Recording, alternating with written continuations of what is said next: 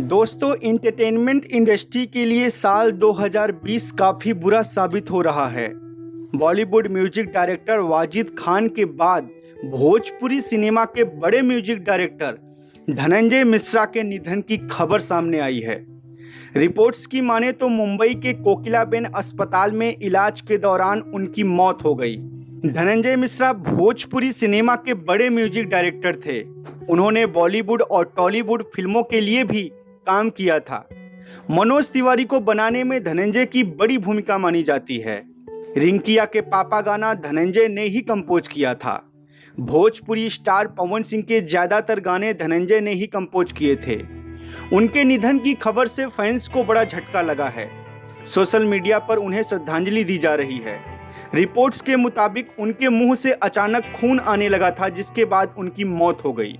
दोस्तों, आप क्या कहना चाहेंगे भोजपुरी म्यूजिक डायरेक्टर धनंजय मिश्रा जी के बारे में? आप हमें कमेंट बॉक्स में कमेंट करके ज़रूर बताएं।